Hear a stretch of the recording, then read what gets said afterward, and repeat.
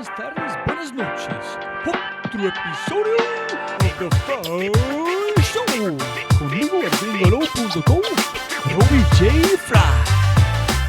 Si tú le dijeras a la persona que yo era cuando tenía 21 años estudiando ingeniería civil en Medellín, un poco desubicado, perdido, tal vez en momentos duros de la vida, pensando que no tenía futuro, que esa misma persona iba a ser ministro de Salud de Colombia, estudiando ingeniería civil, ni siquiera estaba dentro de mis márgenes de la imaginación, estaba por fuera de cualquier plan concebible. Alguien definía a los investigadores, unos son de 100 metros planos, otros son maratonistas. Yo siempre he sido de 100 metros planos, aprendo una cosa y me gusta moverme a otra rápidamente. Soy un poco disperso y por eso me he convertido con los años más en un generalista que en alguien especializado en un solo tema. Los poetas dicen hay una ignorancia fundamental y esto no es una cuestión epistemológica sino ontológica. Nunca encontraremos una respuesta. Me gusta lo que dice el poeta venezolano Rafael Cadena. En el fondo siempre vamos a vivir en una ignorancia fundamental. Mejor dicho, una es inventarse el personaje que sale a enfrentarse con el mundo. La otra es descubrir ese personaje que hace parte de nuestras reflexiones un poco más íntimas sobre lo que somos, que no siempre lo mantenemos ahí, que a veces lo reprimimos y dejarlo aflorar. Se convence primero a uno mismo para poder convencer a los otros. Y en ese convencimiento interior puede haber algo de disfraz también, es lo que estoy diciendo. El problema complicado de la vida social, Robert, es que tú te pones el disfraz y muchas veces no te das cuenta.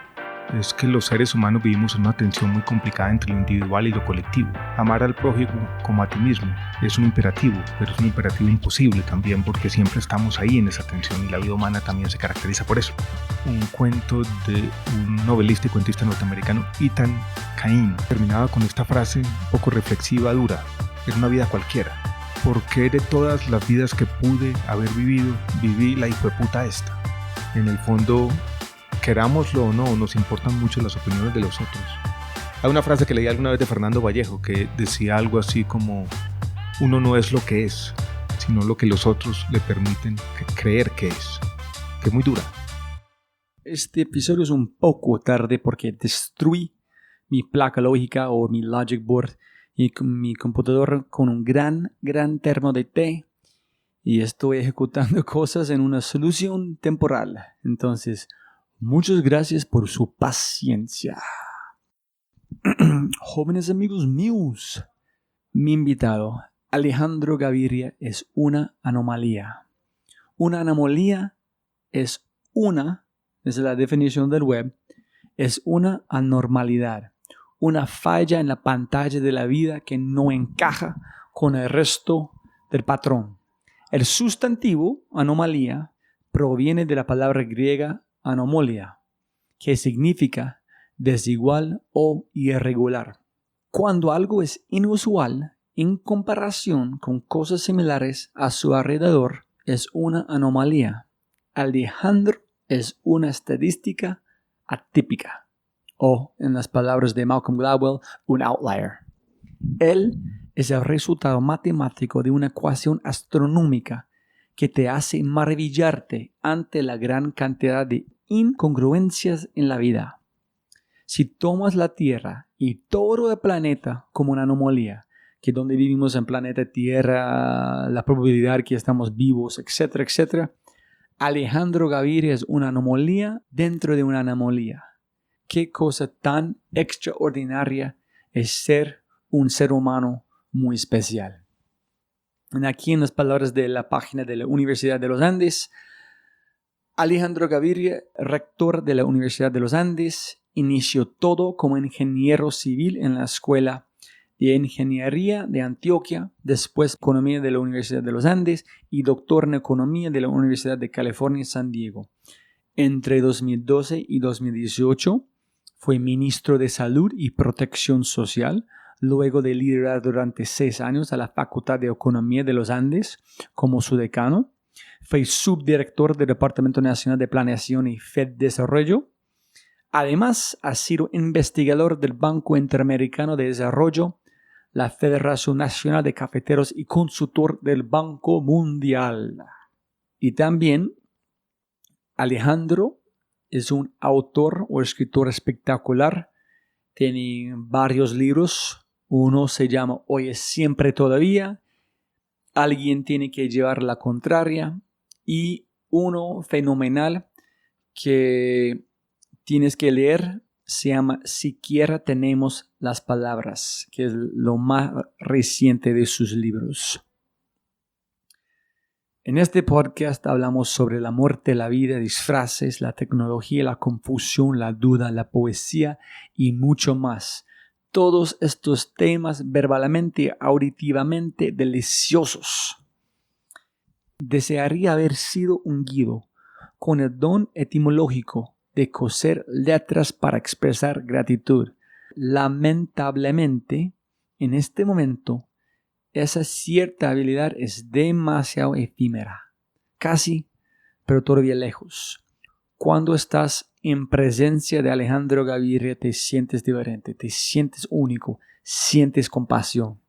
Estoy muy agradecido de que existo en el mismo momento, en el mismo país en el que habita Alejandro Gaviria y que pude coexistir en la misma construcción de espacio y tiempo en el que se da este podcast. Y jóvenes amigos míos, antes de arrancar, por favor, si tienes un momento, si te gusta este podcast, por favor, toma un segundo para seguir a Alejandro en su cuenta de Twitter, que es una belleza. Y su cuenta es @agaviriau. AGABIRIAU. Agaviriau.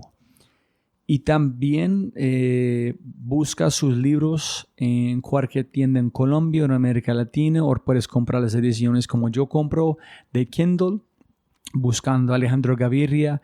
Y sin duda tienes que leer su libro más reciente que ya mencioné, Siquiera tenemos las palabras.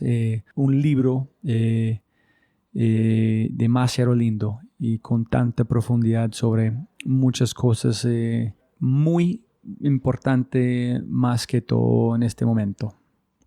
Y como siempre, la gente, mis oyentes, mil gracias por escuchar. Si tienes un segundo, deja una reseña en iTunes y búsqueme en Instagram, Twitter, LinkedIn, etc. @RobbieJFry. Y eso es. Muchas gracias. Y con ese dicho, arrancamos con el show. Episodio 124. Se llama La vida real está fuera de los márgenes de tu imaginación. Con el desubicado, inquietante, insondable, maravilloso Alejandro Gaviria. Si quieres, perdimos todo. Sí. Volvamos a empezar. La primera vez que ha pasado. No te preocupes, que ahí vamos incluso. No, pero es ok. Medio afinando la conversación. Arrancamos que... Lo único es cerciórate que sí esté. Sí, ese es porque está mirando. Listo, perfecto. Dale, empieza. Sí. Que esto no sea un motivo de nada. Volvamos a empezar. Gracias. Y la gente escuchando, ya perdimos como 15 minutos, entonces vamos a ver como 10, entonces vamos a arrancar desde cero. Siempre para ganar más plata, no más tiempo. Gracias, Alejandro. Robert, muchas gracias. Gracias por la invitación. Gracias por estar aquí. No, primero, ¿cómo llegamos? Yo creo que es importante. Llegamos porque varias personas que nos conocían en las redes sociales empezaron a sugerir y a decir, ustedes deben conversar. Y esas personas eran muy diferentes y a mí me llamó la atención. Yo creo que los dos intuimos cierta afinidad y por eso estamos aquí.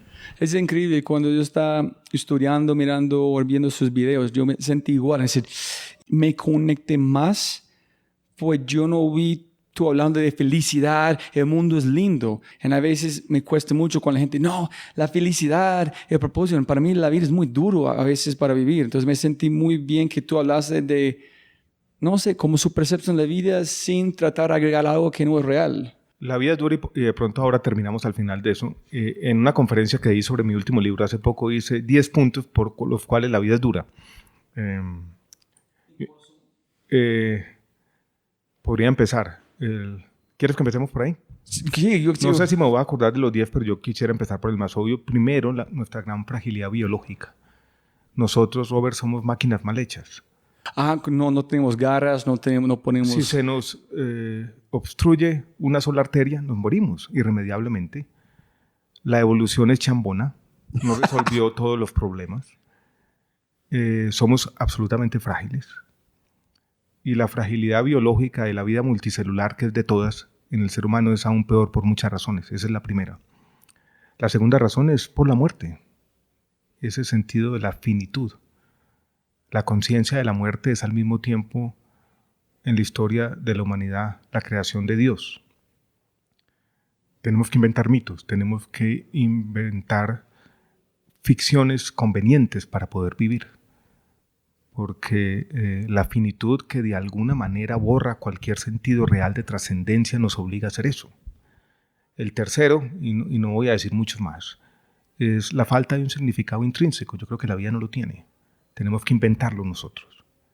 ¿De verdad tú piensas que tenemos que inventar lo que no es escondido en los átomos, en algo, no sé, o es la historia que contamos? Es la historia que contamos. ¿Tú piensas de verdad? Yo creo que es la historia que contamos. Yo creo que en el fondo quizás, y así esa frase la hice en mi libro que escribí sobre cáncer, donde yo decía en algún momento, y cito de memoria, quizás el sentido de todo sea tener una historia que contar y contarla a tiempo.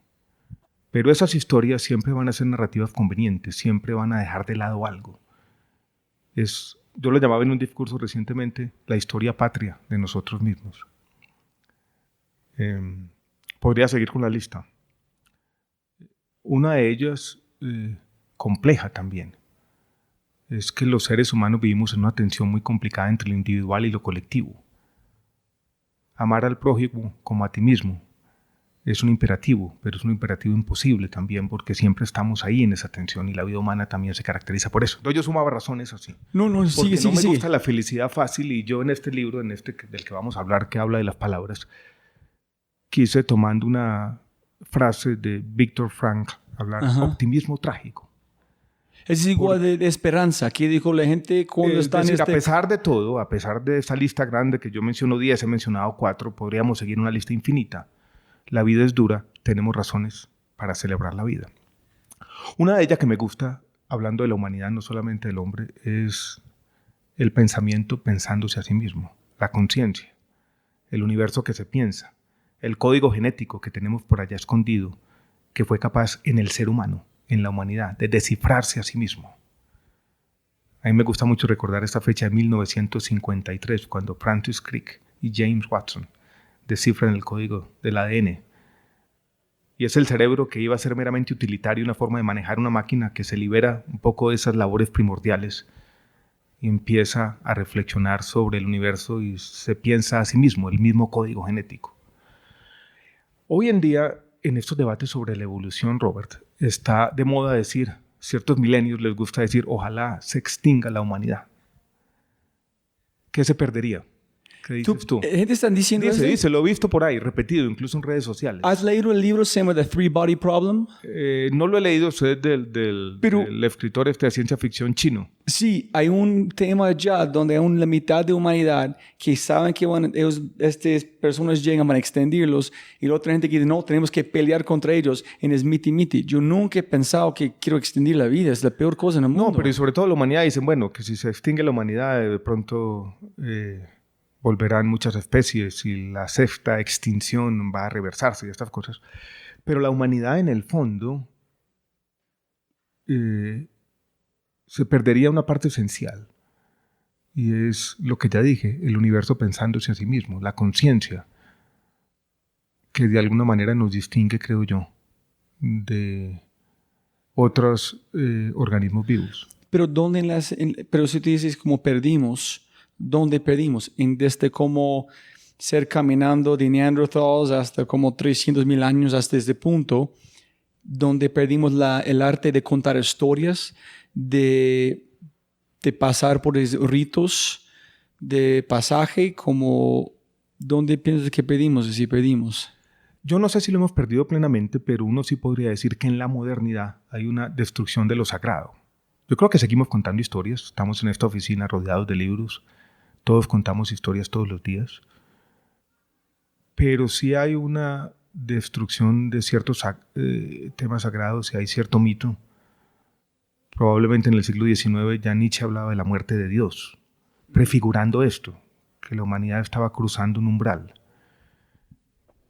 A mí no me gustan esas formas de lo que alguien llamó intelectuales melancólicos que de alguna manera quieren volver a estas nostalgias premodernistas y decir, bueno, la conexión con la naturaleza y todo eso no me parece algo rescatable. ¿Te gusta el estoicismo? Sí. Pero por eso, volviendo al tema como de las palabras, lo que yo rescato en las palabras es esa protesta por el paso del tiempo, esa conciencia de la fragilidad y la precariedad de la existencia humana, esa protesta también contra la destrucción de lo sagrado y esa protesta contra lo que alguien llamaba como la irremediable cacofonía de estos tiempos. Pero yo no creo que uno pueda trazar en la historia de la humanidad y decir hubo un momento, hubo un día o algo en que perdimos la capacidad de contar historias. No creo que la hayamos perdido. Ok, y mi teoría en seguimos es algo para contar al final sobre la muerte es yo amo la tecnología, yo quiero vivir a 147 años, yo quiero hacer todo lo posible, no a sufrir, que podemos hablar, pero yo veo cada vez que más avanzamos con tecnología es quitando un pedacito de desenfocarse tenemos que enfocarse en nosotros mismos. Y me siento cada vez con la tecnología, yo conecto más con mí mismo a través de miedo en entender qué está pasando. Entonces, yo pienso que gracias a la tecnología me siento más humano, no menos. Yo comparto eso. A veces me da miedo la tecnología, a veces creo que nos deshumaniza. Y un ejemplo claro, Robert, es la medicina. Yo creo que la tecnología, sobre todo al final de la vida, ha deshumanizado la medicina.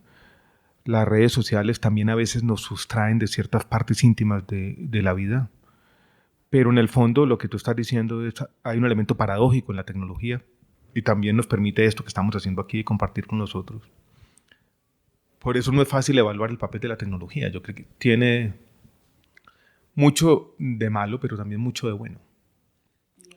Bien, pensémoslo nomás. Sin la tecnología, este encuentro no existiría. Jamás nos hubiéramos encontrado. O sea, nuestras vidas que habían discurrido por lugares muy distintos, nunca se habían encontrado. Y allá es que donde quiero como preguntarte, Alejandro, a profundizar un poquito más, que es, en ese momento mucha gente habla de propósito. Encuentra su propósito. Hasta están vomitando en todos lados esta cosa.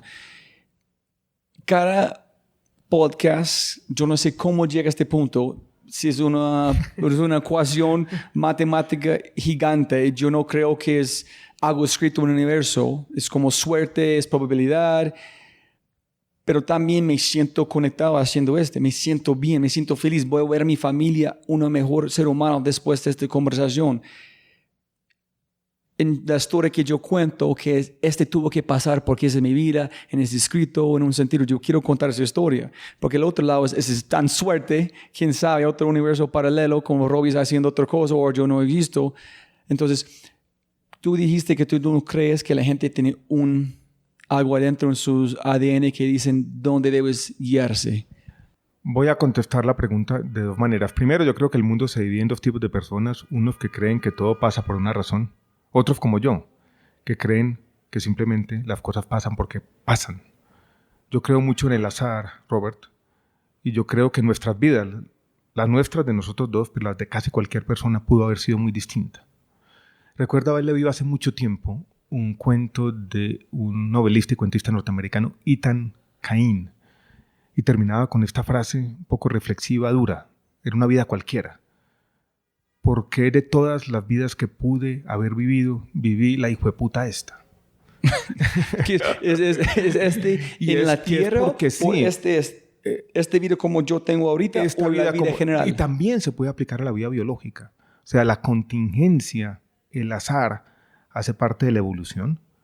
El ser humano es producto del azar. Me gusta mucho, Stephen Jay Gould decía, devolvámonos 30 millones de años. Volvamos a darle play al cassette y muchos millennials de pronto no entenderán lo que estamos diciendo. Y lo que va a ocurrir es completamente diferente. Somos producto de caos. No, de accidentes históricos que se fueron perpetuando y de caminos que solamente pueden explicarse en retrospectiva y eran absolutamente imprevisibles. Eso es la vía biológica y lo han dicho una y otra vez los biólogos. O sea, hay entre el azar y la necesidad. Yo creo que el azar ha sido el determinante fundamental. Hay algunas cosas de necesidad que obedecen a leyes físicas y eso es verdad para la evolución, o sea, para lo que pasó con la humanidad. Ese deja un ser humano flotando. Si tú crees en esto, estás flotando. El ser humano está aquí porque pasaron muchas cosas y vuelvo y repito, es una casualidad, incluso nuestra conciencia. Eso también, creo yo, se aplica para la vida individual. ¿Y cómo usas para sentir bien? ¿Cómo hizo esto de esta manera? Eso nos hace especiales. Ok. Porque de alguna manera muestra que nuestra vida hecha de elementos azarosos, de accidentes históricos, de contingencias que vienen a perpetuarse, se esclerotizan, como decía el escritor italiano Antonio Tabucchi. Es especial. Y todos entonces tenemos una historia que contar porque, como decía alguien, todo lo que pasa tiene probabilidad cero, pero pasa. Ok. Entonces las historias nos hacen únicos, nos hacen especiales. No es que nada tenga un propósito, el propósito lo tenemos que encontrar, pero toda esa historia, todo ese conjunto de contingencias, la probabilidad de que nosotros estemos conversando aquí, si la fuéramos a medir 10 años atrás, era cero, pero aquí estamos. Y hay que celebrar entonces esos momentos de la vida. Hay esa carta bonita que escribe la esposa de Carl Sagan, 10 años después de la muerte de su marido, de su esposo. Y dice, pudimos haber nacido en otra época, en otro lugar, pero nacimos en este planeta y la vida nos encontró. Yo sé que no hay vida después de la muerte. Yo sé que no hay vida. Yo sé que nunca jamás nos encontraremos, pero nos encontramos 20 años. Y eso fue un resultado de tantas probabilidades que tenemos que celebrar ese milagro. Y en el fondo, cada cosa, como es tan improbable, cada momento es casi un milagro. Y así es que empiezo como a descubrir ese sentido.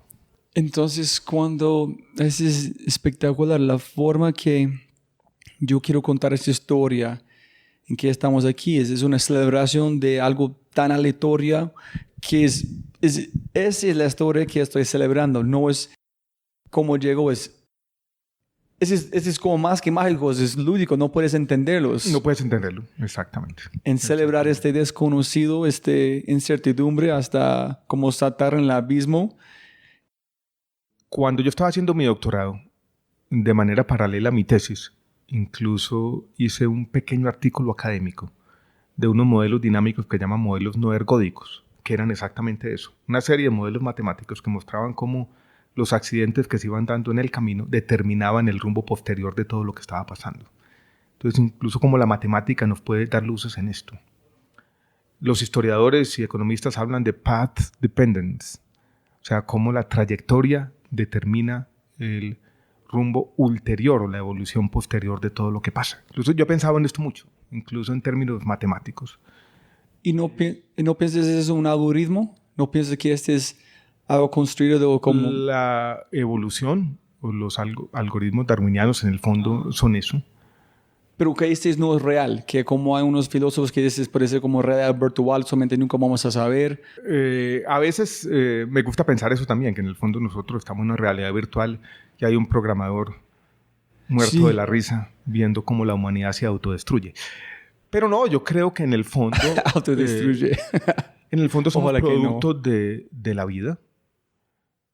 Y hoy en día los científicos no son capaces de ponerle una probabilidad a la aparición de la vida.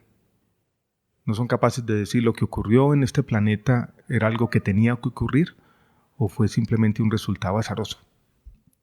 No sabemos si la vida en esta trayectoria larga evolutiva de 5.000 millones de años de nuestro planeta, un poquito menos tal vez, era un hecho que tenía que pasar o simplemente fue un conjunto de casualidades. Si esa probabilidad era del 5, 10, 15, 20, 80, yo creo que la ciencia hoy no tiene una respuesta, por lo menos medianamente cierta para ese interrogante. ¿Vamos a llegar a una respuesta? ¿Piensas o no? Es una buena pregunta. Los poetas dicen hay una ignorancia fundamental y esto no es una cuestión epistemológica, sino ontológica. Nunca encontraremos una respuesta. Me gusta lo que dice el poeta venezolano Rafael Cadena. En el fondo siempre vamos a vivir en una ignorancia fundamental. O sea, la ciencia en últimas no logrará explicar, por ejemplo, la pregunta fundamental de si estamos solos en el universo. A mí me gusta lo que decía Stanislao Lem y es, si hay otra forma de vida, nunca seremos capaces de comunicarnos con ella y probablemente ni siquiera seremos capaces de distinguirla porque será tan diferente. No sé, de pronto la ciencia nos dará algunas luces en el futuro, pero probablemente serán varias generaciones adelante. Nosotros, en nuestras vidas, no tendremos, Robert, respuesta a esas preguntas por parte de la ciencia, creo yo. Y en este es donde me voy con la pregunta. Si eres capaz de vivir hasta un punto donde podemos desconstruir todo el cerebro en cómo funciona todo, hasta entender todo, y puedes dar razón a todo, ¿tú quieres escucharlo? ¿O tú piensas de manera quitar que hablamos de esta magia que es tan aleatorio? ¿O tú nunca quieres saber? ¿O tú quieres saber si es posible?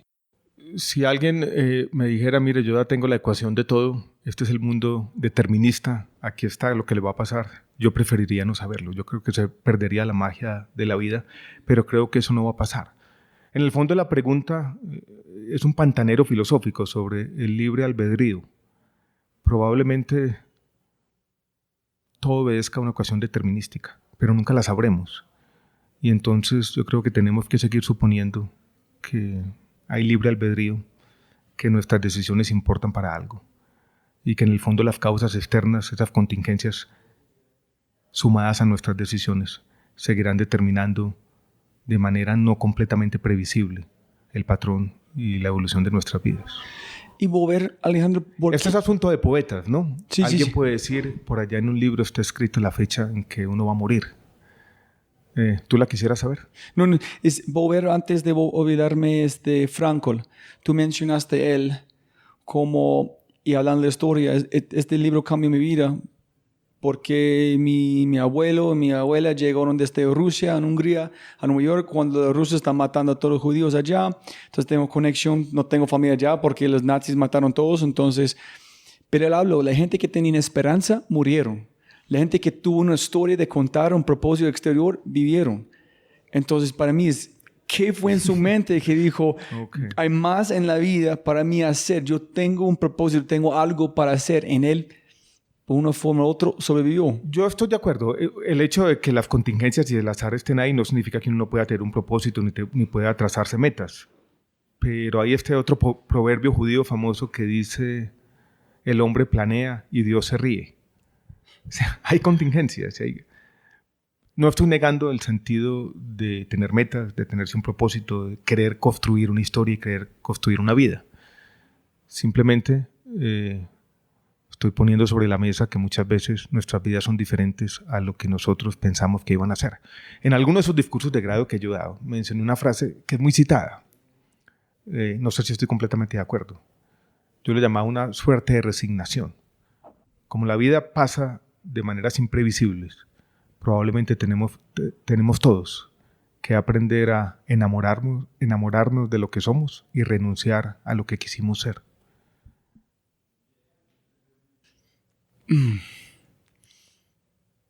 ¿No estás de acuerdo? ¿Tú o yo? ¿Me estás preguntando? Mi vida ha sido tan distinta y yo creo que todos tenemos que aprender a aceptar ciertas circunstancias. Yo no quiero que esto suene como a que estoy promoviendo la resignación, pero en el fondo yo estoy de acuerdo con eso, con lo que acabo de decir. Con sus matices, a mí no me gusta dar consejos. Uh-huh. Yo creo que cada que uno da una lista de consejos, el último tiene que ser no los sigan o no los cumplan. Pero yo creo que las vidas de todos son muy diferentes a lo que de alguna manera nos imaginamos, por ejemplo, en la adolescencia. Sí, somos la misma secuencia, mismos átomos, todo, pero tan distintos. No, y sobre todo en las trayectorias vitales. ¿Tú te imaginabas estar aquí en Colombia conversando conmigo? Puedo decirte, si hace 7 años tú me dijiste que estaré en Colombia casado, con 2 hijas, grabando podcasts con la gente más interesante en Colombia, viajando a 5 países haciéndolo. No es que yo no pueda creerlo, no soy capaz de imaginarlo. Eso es lo que tan te estoy diciendo. lejos. Está tan lejos, exactamente. Si tú le dijeras a la persona que yo era cuando tenía 21 años estudiando ingeniería civil en Medellín, un poco desubicado, perdido, tal vez en momentos duros de la vida, pensando que no tenía futuro, que esa misma persona iba a ser ministro de Salud de Colombia, estudiando ingeniería civil, ni siquiera estaba dentro de mis márgenes de la imaginación. Estaba por fuera de cualquier plan concebible. Yo sé que te gusta una lista y estamos un poquito aleatorios con esta conversación, pero tú abriste la puerta. Quiero aprovecharlo. Tú publicaste algo de los Andes sobre la gente que van de suicidio. Hay mucha gente que se sienten como y van a renunciar sin saber que ellos que no pueden imaginar en el futuro para ellos. ¿Cómo fuiste capaz de ser, listo, no estoy feliz, ver algo en el futuro? ¿Cómo avanzas? ¿Cómo la gente sigue cuando... Yo también, yo estoy en un punto que hijo de pucha, no sé, mi vida es nada. Yo no voy a hacer nada en mi vida. Y yo casi de renunciar. Yo tuve momentos terribles. de esos también donde no veía un futuro, pero siempre tuve. Los libros fueron importantes. Okay. Leer y imaginarme otros mundos.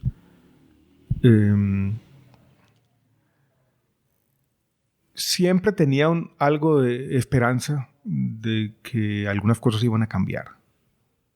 ¿Sí? No sobre su potencial como un ser humano, pero las cosas van a cambiar afuera de su control, ¿o fue más de que iba a encontrar de pronto una especie de circunstancias externas más favorables y de que yo mismo iba a tener cierta capacidad para reinventarme en otros ámbitos, porque yo me sentía atrapado. Entonces tenía algo de esperanza de que eso era transitorio, tal vez pensaba en sus momentos, de que era una situación desesperada, aburridora, pero que era transitoria. Creo que eso pensaba en esos momentos. Ok. Todo lo que hablamos de estos momentos, estamos usando palabras, armando frases, la gente está escuchando, la gente está recableando su cerebro en tiempo real con nosotros. En todo viene del poder de la palabra, que para mí es algo que inventamos, que es la mejor tecnología en el mundo. Y cuando usas la forma correcta o malo, como o el que lees, estás reprogramando en tiempo real quién eres. Y para mí, es como tú dices, la conciencia. Si puedes, castíganos con la primera parte de su libro y hablamos de él. Este libro, Robert, es una celebración de las palabras, y la introducción yo creo que termina con algo que tiene que ver con lo que hemos compartido. Las palabras nos consuelan, nos abren la mente, nos mantienen despiertos y nos preparan para la resistencia. Ese lugar yo lo he visto en las palabras, en la palabra escrita en particular, y en la poesía también. Si yo entiendo, los libros en el poder de las palabras llegó en su vida tarde, como mi vida. No fue parte de su vida todo el tiempo, como cuando tuviste tenía 31, 32 o algo allá. En la adolescencia lo fueron, pero lo fueron como una presencia a veces incómoda, porque yo crecí en un mundo de intelectuales o académicos o gente leída, y veía las conversaciones y yo tenía un miedo a no entender, Robert. Eso es duro. O sea, yo empecé a leer, recuerdo, 100 años de soledad a los 15 años. Leí los 2 primeros capítulos.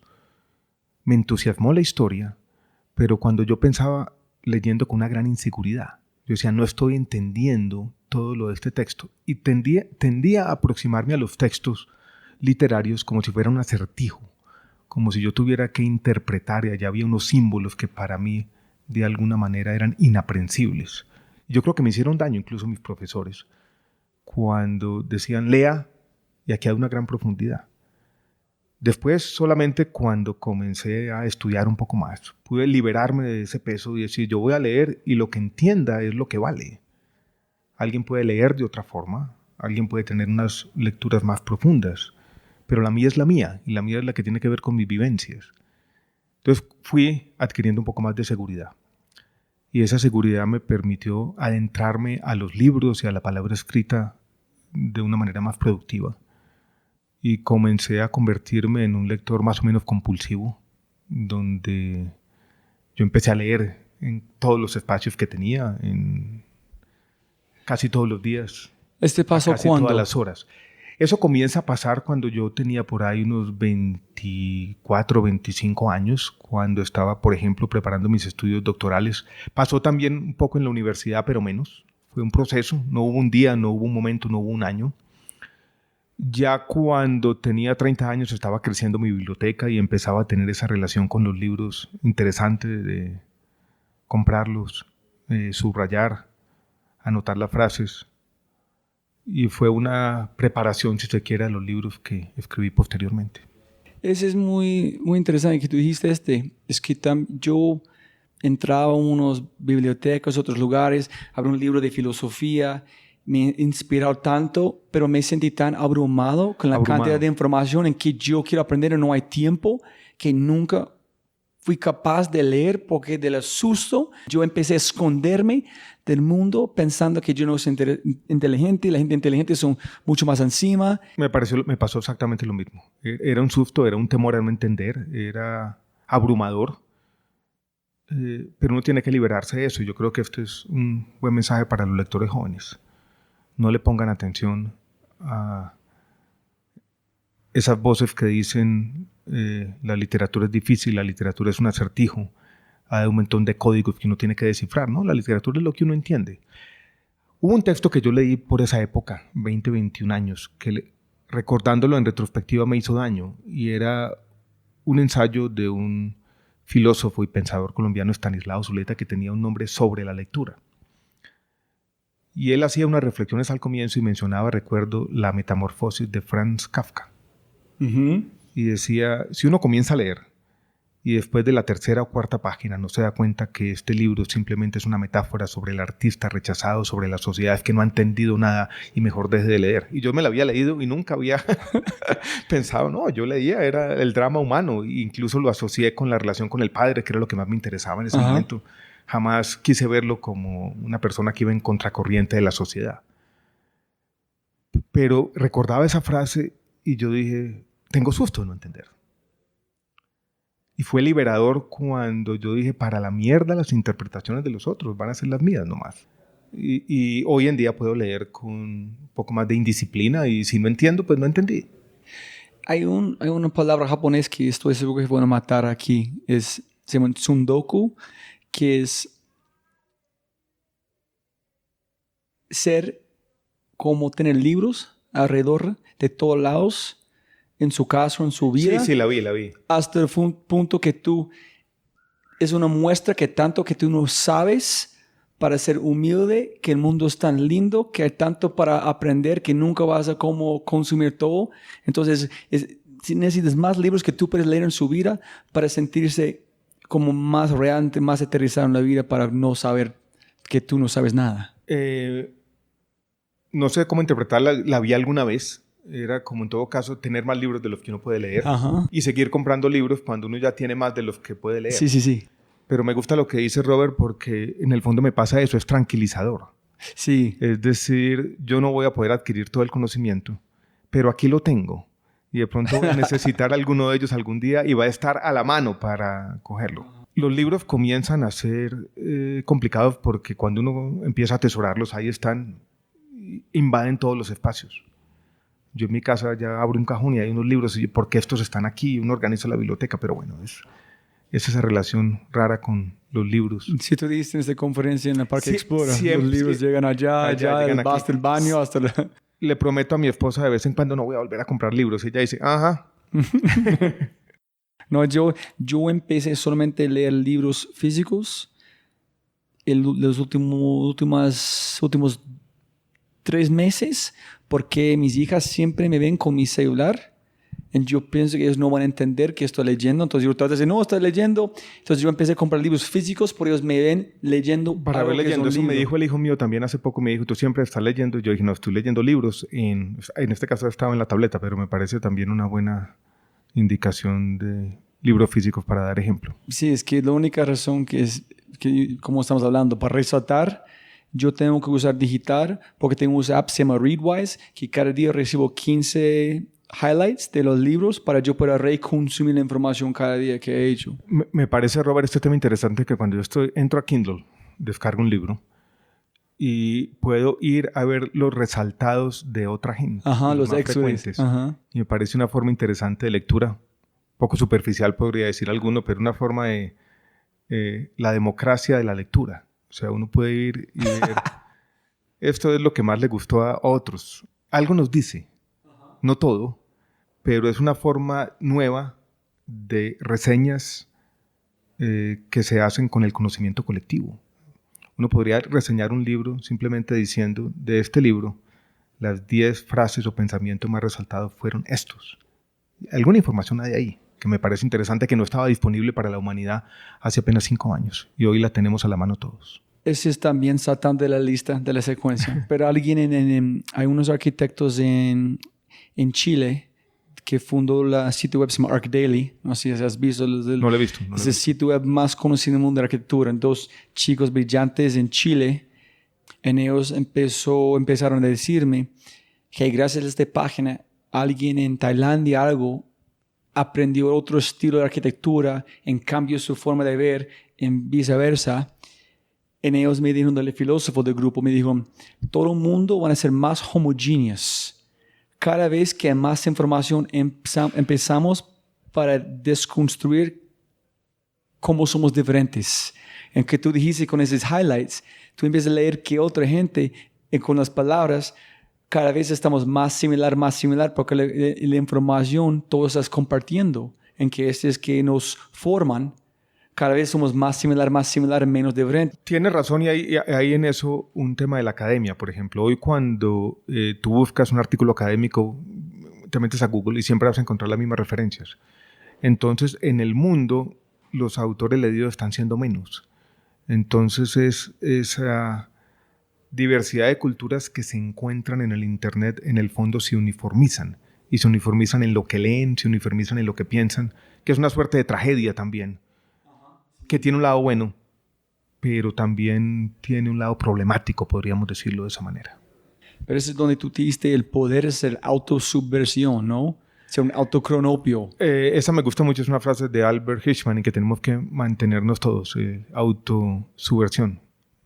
Eso es. Es que no ser la autosubversión uniforme y la autoironía, la capacidad de burlarnos de nosotros mismos y entender que todos tenemos nuestras facetas ridículas, es importante, Robert, creo yo. Y listo, Alejandro. Naciste en Chile, fuiste a Medellín después de 2 años. De 2 años, nací en Chile por una casualidad. Mis padres habían ido a estudiar allí. Hoy en día creo que había unos programas en toda América para entrenar funcionarios para las oficinas estadísticas de los gobiernos que estaban naciendo. Ajá. Apenas estaban haciendo las primeras cuentas nacionales y encuestas en los países, finales de los años 60, comienzos de los años 70. Entonces, en Chile se hizo una capacitación para nuevos profesionales en estadística. Allá llegó mi papá, allá nací yo. 2 años llego a Medellín, ahí estudio mi secundaria, primaria y universidad. ¿Y qué estudiaste? Estudié ingeniería civil. ¿Por qué? Por inercia. Porque un poco mi papá había estudiado lo mismo, no tenía en ese momento, tal vez en una sociedad un poco aislada, el abanico de posibilidades que yo veía no era muy grande. Y la estudié a conciencia de que me daba cierta flexibilidad. Estudié ingeniería porque no quería ser ingeniero y podía moverme hacia otros lados, así como paradójico.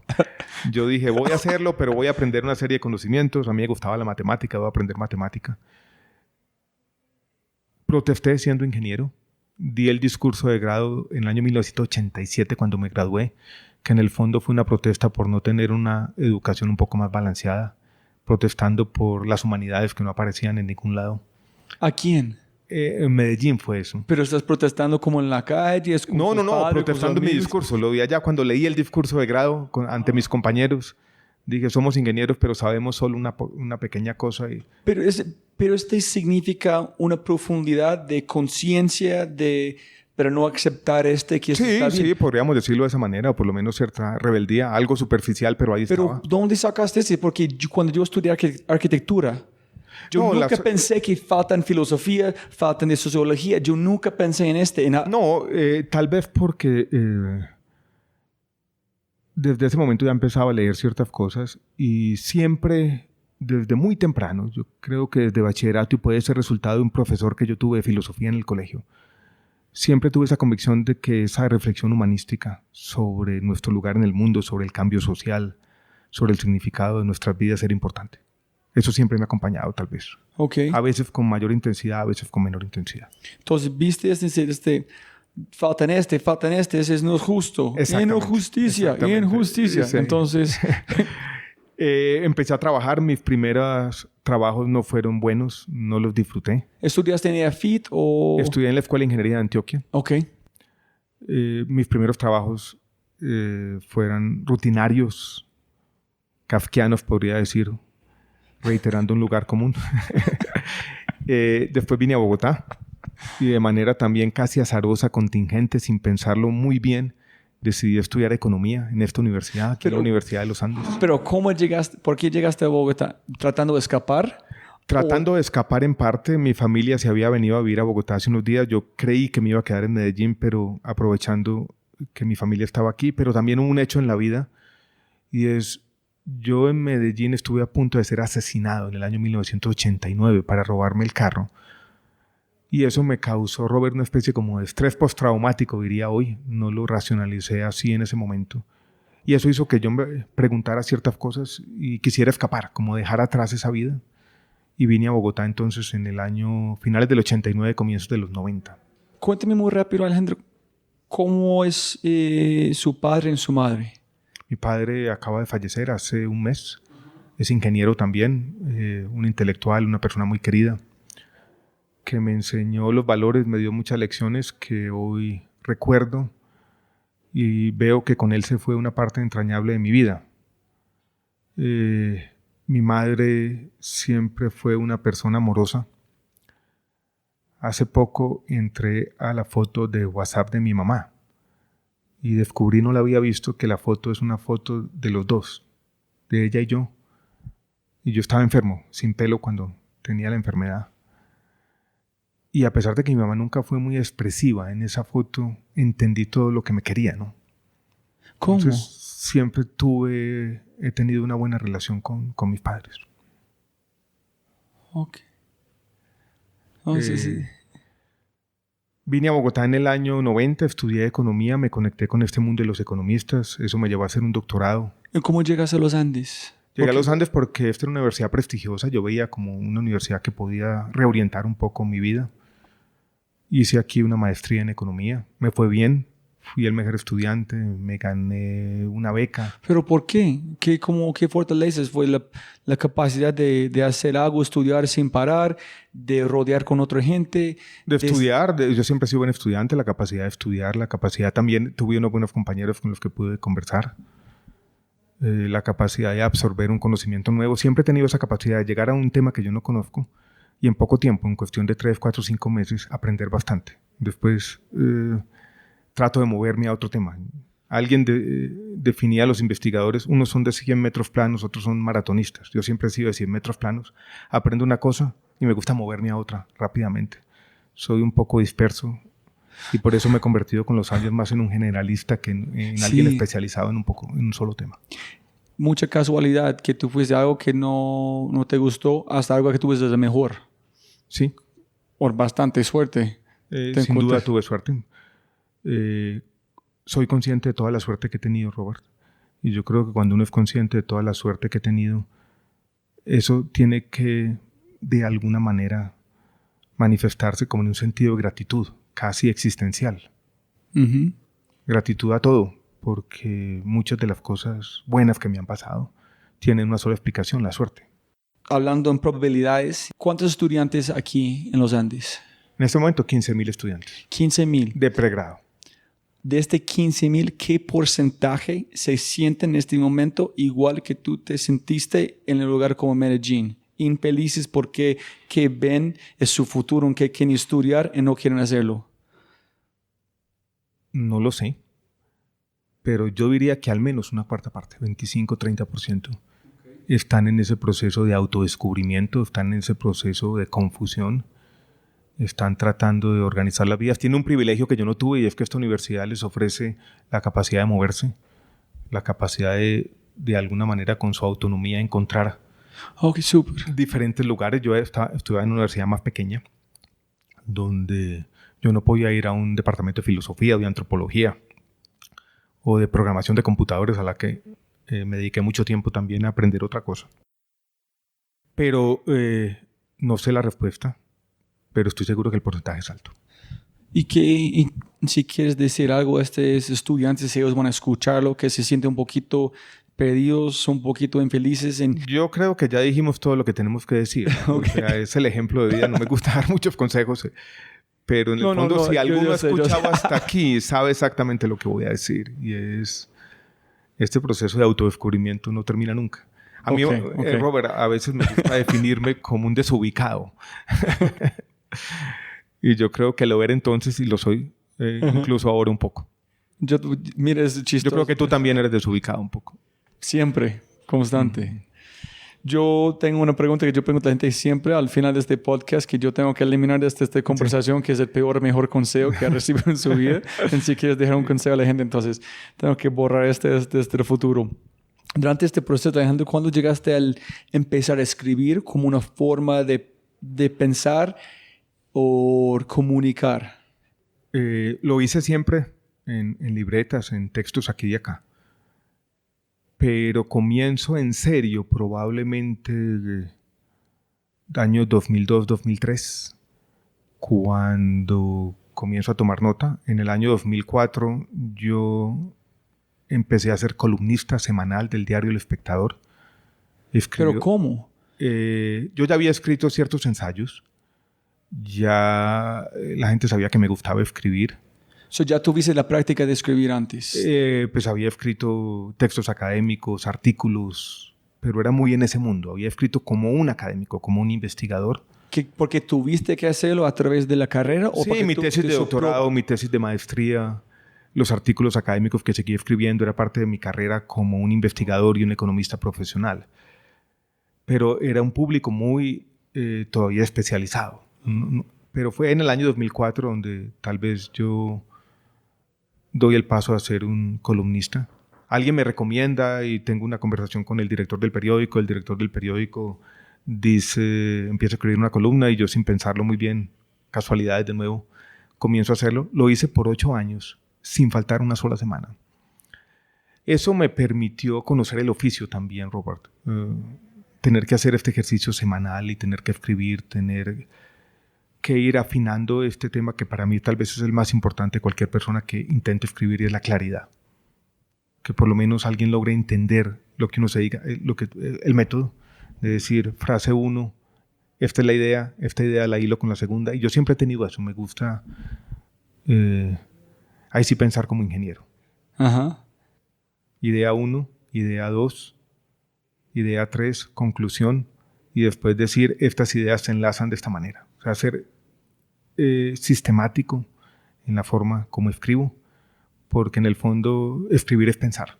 Y la forma de tú como que tú lo haces es desconstruir. Yo sé que yo quiero ir por allá para llegar, o es de aleatorio en el poner juntos. Siempre cuando me siento o me sentaba a escribir una columna, había hecho en una hoja un pequeño mapa que decía 1, 2, 3, 4 y 5. Sabía que eran 5 párrafos y tenía por lo menos la idea de qué iba a ser el primer párrafo, qué iba a decir el segundo, cómo se iba a enlazar con el tercero y cómo iba a llegar a concluir. Y sabía que la última frase o la conclusión era importante. En ese proceso, yo paralelamente, y tal vez unos años antes, había comenzado a escribir algunos ensayos que nunca había publicado. Un ensayo sobre Joseph Conrad en Colombia, ensayos sobre coyuntura política. Algunos ya mezclaban ciertos temas de literatura. Y cuando comencé a escribir columnas, tuve la seguridad suficiente para por lo menos decirles a algunos editores en Colombia que yo quería publicar estas cosas. La revista El Malpensante publicó ese ensayo sobre Conrad. Publicó una polémica que yo tuve con el poeta, escritor y ensayista colombiano William Ospina sobre indigenismo y desarrollo, podríamos decir. publiqué mi primer libro de ensayos pseudotécnicos, o sea, más de divulgación, que se llamó Del romanticismo al realismo social en el año 2005. Publiqué un segundo libro donde juntaba ensayos y fragmentos de columnas, que se llamó Uribenomics y otras paradojas. Esos libros primeros eran todavía una mezcla de mis investigaciones y mis columnas de opinión y mis ensayos un poco más literarios. Algunos de ellos tenían, por allá al final, un dejo poético, podríamos decir así. Después, como ministro, sentí en algún momento esa necesidad de escribir, a pesar de que era un funcionario muy ocupado, y escribí un libro basado también en algunos ensayos que recogía, y no te he contado esta parte, Robert, de la historia. Yo seguí manteniendo un blog donde interactuaba con lectores. Allí publicaba mis columnas, interactuaba y publiqué este libro, Alguien tiene que llevar la contraria. Había algunos discursos de grado, mensajes aquí y allá. Y después publiqué el libro sobre mi experiencia con el cáncer. Y así me fui convirtiendo poco a poco en alguien que escribe libros también. Yo no me considero un escritor, alguien que escribe libros en sus ratos de ocio. ¿Y las palabras que tú estás escribiendo cambió su ser, como su forma de vivir? Sí, yo creo que a través de la escritura fui encontrando facetas de lo que yo era, que no conocía. Y yo puedo decir que los libros que escribí me cambiaron. Cambiaron cierta forma de entender el mundo, cambiaron cierta forma de ver la realidad y cambiaron incluso parte de lo que hago también. Y en ese poder que tú dijiste, encontraste, yo no sé si tú construiste en tiempo real otra persona, no fue adentro, solamente tú inventaste, y tú fusionaste con esta persona, como piensas Fernando Pessoa, Sí, que sí. tuvo 3 Los personajes. heterónimos. Sí, para mí es poder que... Ahora que lo pienso, Robert, es como si yo siempre tuviera esa otra persona por ahí. La que dijo el discurso de grado de ingeniero, la que iba cuando estaba haciendo el doctorado y estaba cansado de ver números a refugiarse en la biblioteca mirando libros de poesía. Esa estuvo escondida algún tiempo, ¿no? Y esa, en los libros, yo la descubrí más, fui afinando, fui de alguna manera encontrando esa voz. Y esa persona que estaba reprimida, escondida, con los libros, fue teniendo un papel más importante en mi vida. Esto suena como un lugar común, pero de pronto fue eso. No, yo amo el que dijo, empezó a asustarme un poquito cuando yo entendí de Fernando, que es a veces que las personas o quien tú quieres construir empieza a ser más real de uno mismo. Exacto. Y tú cambias hasta ser otro ser humano posible. En el libro de Cáncer yo cito un poema de Darrell Walcott, que es una persona conversando consigo mismo. Hay un poema de amor de Darío Jaramillo donde él habla con uno mismo. Hay muchos de Fernando Pessoa. Vi uno reciente de Ana Blandiana. Ahora pensándolo, esta conversación, y no lo había pensado así, siempre esos poemas donde está uno hablando con uno mismo, donde uno reconoce que tenemos otras personas adentro, siempre me han gustado de pronto porque me he identificado con eso. Apenas ahora lo pienso. Yo podría hacer una pequeña antología de poemas entre los cuales los distintos seres que somos conversan entre sí. Siempre me han gustado, ¿no? Apenas ahora lo noto. Mira, como hablando sobre es como, no sé si es una parte que pedimos sobre este conflicto entre ser individual y ser parte de sociedad, es posiblemente manifestamos nosotros mismos, donde tú dijiste, estas personas conversando entre uno mismo, tenemos múltiples personas conversando, pero la fuerza de abstraerse adentro es tan como asustador para nosotros mismos. No, yo soy individual, impedimos a esas otras personas, entonces afuera y adentro es la misma cosa pasando.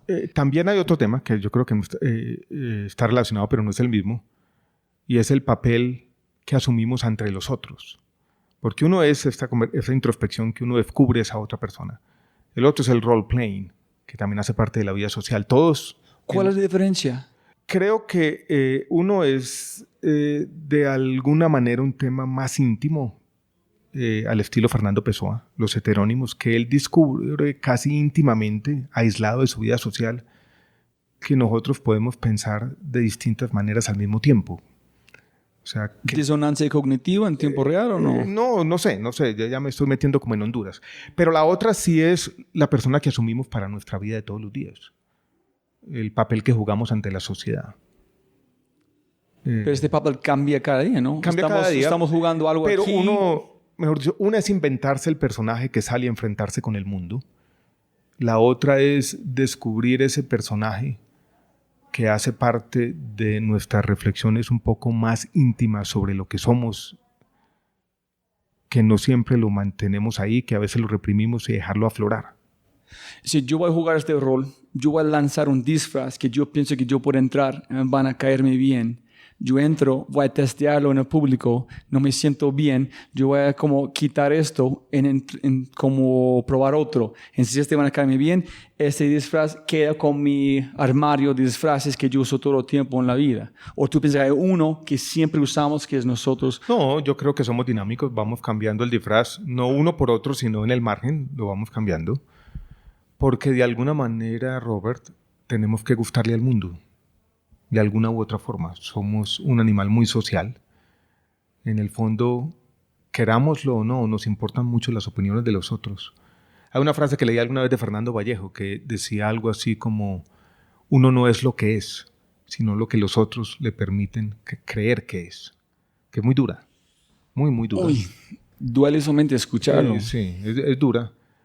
Pero algo tiene de verdad. Entonces, sí, tenemos que asumir ciertos disfraces. Algunos son disfraces que no nos esconden completamente. Algunos son disfraces contradictorios. En el fondo somos una persona distinta a la que somos. Otros no. Nosotros no necesitamos un disfraz muy grande y podemos representar nuestro papel de manera más clara. Por eso es tan importante y por eso la autenticidad. Esto de la necesidad de quitarse el disfraz ha hecho parte por tanto tiempo también de la poesía. Porque la autenticidad es, bueno, quitémonos el disfraz y digamos qué se siente. Shit.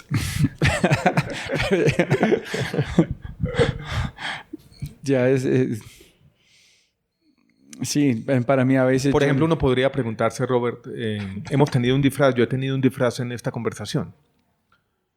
Probablemente algo, pero he tratado de decir lo que pienso, de practicar lo que alguien llamaba la ética de la verdad, pero uno no sabe. Es tan importante para nosotros las opiniones de los otros que uno puede descubrirse tratando de halagarlos.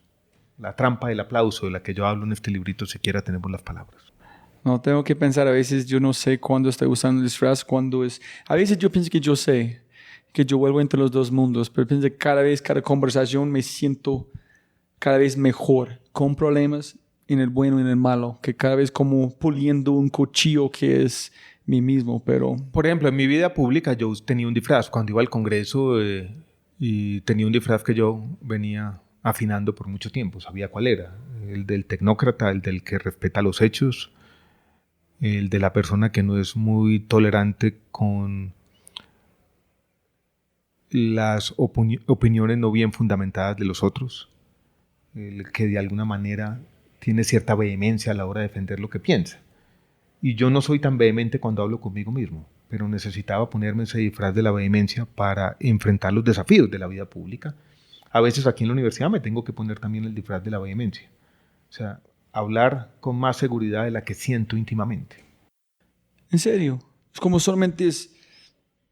Si cuando empiezas a conectar con algo que tú piensas tiene poder, cambia la forma que tú estás divulgando. Tengo que defender una idea. Estoy en un escenario que es un escenario complejo, colegiado, el Consejo Académico, el Congreso de la República. Todos tenemos dudas. Yo vengo de la tradición del escepticismo. Pero ahí, en esos escenarios, uno, en ese diálogo que se da, en ese intercambio de ideas, tiene que mostrarse con alguna vehemencia, alguna certeza de lo que está diciendo. Pero tiene que creerlo, ¿no?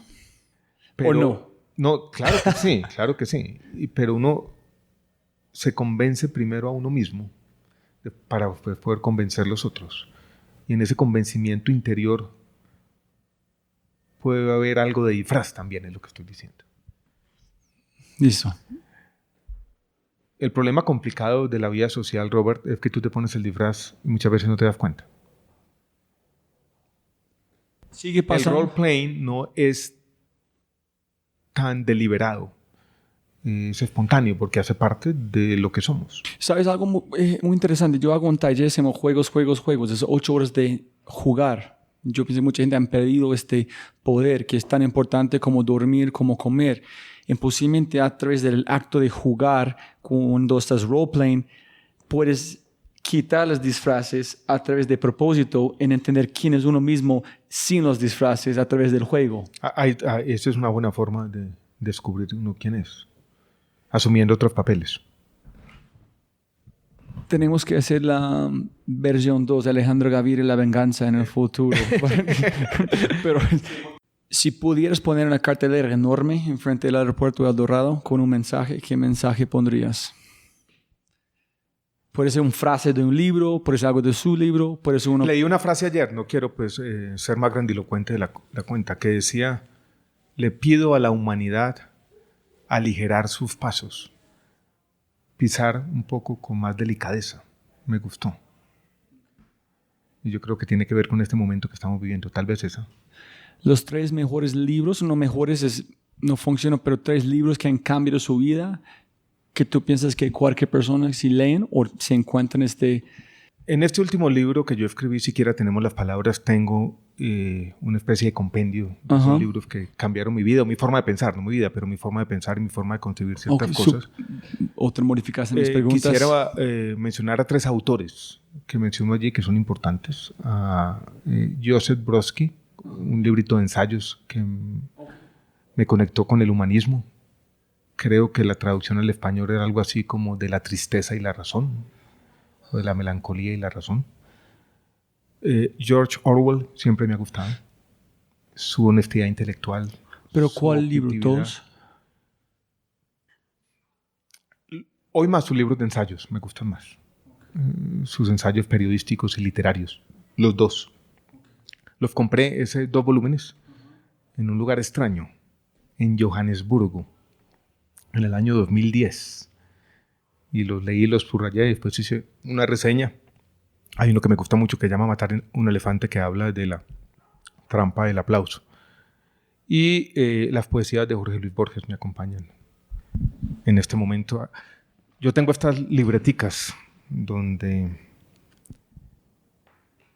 apunto algunas frases y las últimas que apunté fueron en un avión viniendo de Barranquilla el fin de semana pasado. Ah, sí, durante la feria de libros allá. Es mucho haber tocado el viviente jardín, siquiera un día, decía Jorge Luis Borges sobre la felicidad. Es mucho haber tocado el viviente jardín, siquiera un día. Es como decir el hecho de estar vivos ya es mucho, que me parece interesante. Citaba Borges a un escritor inglés y decía: los escritores deben inventar la fábula, pero no la moraleja. Me gusta también esa frase, Robert. Yo creo que a veces somos demasiado moralizantes. ¿En qué sentido? En que tendemos a juzgar a los demás más de la cuenta, creo yo. Y a juzgar más a la sociedad. Y yo creo que con esto ya podemos terminar, de todos estos libros y de todas estas cosas, cuando uno lo va decantando todo.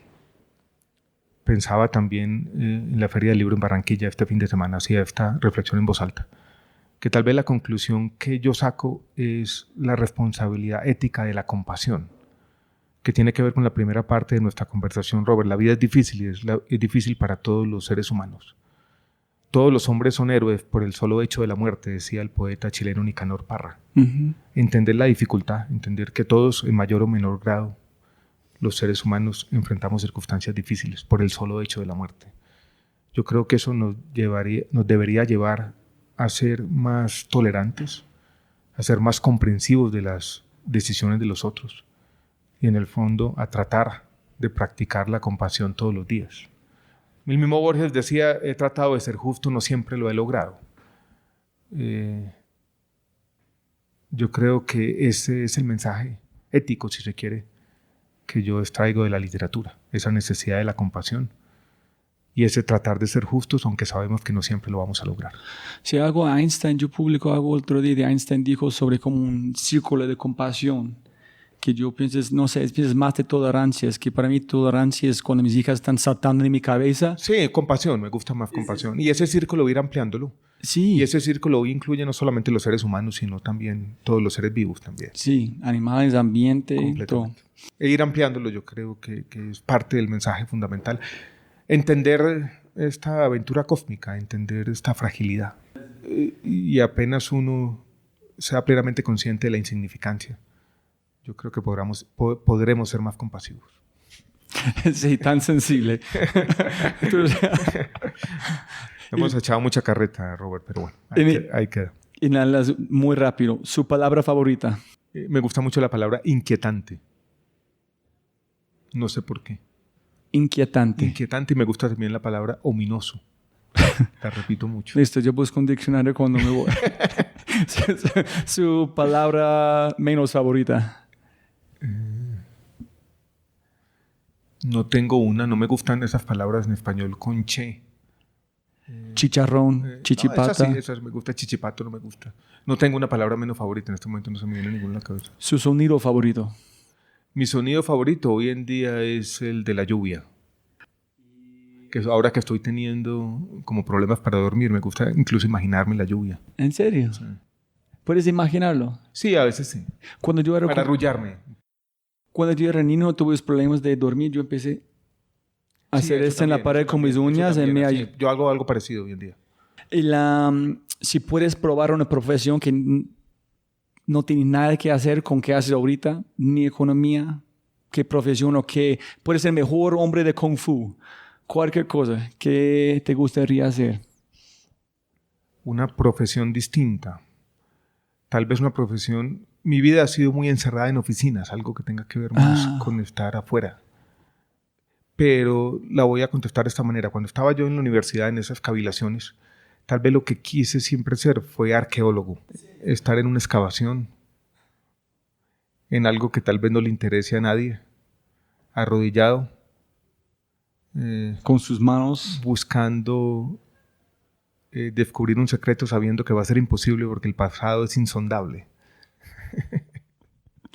Siempre la gente escuchando este podcast, en el momento que yo voy a editarlo, voy a tener como un diccionario como cada 5 minutos buscando. Arqueólogo. Súper. ¿Qué te inspira creativamente?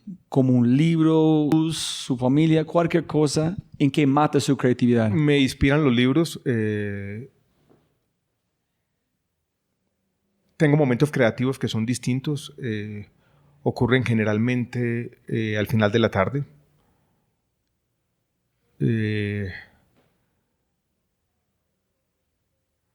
¿Qué más inspiración tengo? La familia, pero la familia es más como una especie de propósito, no como la inspiración puntual. Sí, claro. La inspiración puntual viene más de una lectura, viene más de un libro, viene más de ideas que se conectan. Pero lo voy a decir también de esta manera y creo que tiene que ver parte con la conversación. A veces la única forma que tengo de inspirarme es empezar a escribir, sin saber muy bien para dónde voy. O sea, el mismo proceso de escritura me inspira creativamente. Ok. ¿Y qué mata su creatividad? Es como una forma, sentarse a escribir. Y este es un consejo que sí podríamos dar. Muchos estudiantes no se sienten a escribir hasta que no tienen todo el proyecto en su cabeza, ¿no? La única forma de ser creativo es sentarse a escribir. Ok. Súper. La nalga sobre el asiento del computador y empezar rápidamente. Disculpa a todos mis oyentes si fue tan aleatorio, pero disfruté demasiado. Me encantaría terminar la conversación con una oración, quote unquote. Si tú puedes leerlo para nosotros y terminamos la conversación. Robert habla de oración porque creo que en algún lugar yo dije que los poemas eran como una forma de orar y creo que lo son. Voy a terminar aquí con la última parte. El poema se llama Acallarse. No lo conozco. ¿Quién lo escribió? Pablo Neruda. Pablo Neruda. Yo leí cuando yo estaba en Isla Negra, en Chile. En Chile. Voy a leer los últimos párrafos. Si no pudimos ser unánimes moviendo tanto nuestras vidas, tal vez no hacer nada una vez, tal vez un gran silencio pueda interrumpir esta tristeza, no entendernos jamás y amenazarnos con la muerte. Tal vez la tierra nos enseñe cuando todo parece muerto y luego todo estaba vivo. Ahora contaré hasta 12 y tú te callas y me voy. Gracias por la conversación. Muchas gracias. Un abrazo fuerte.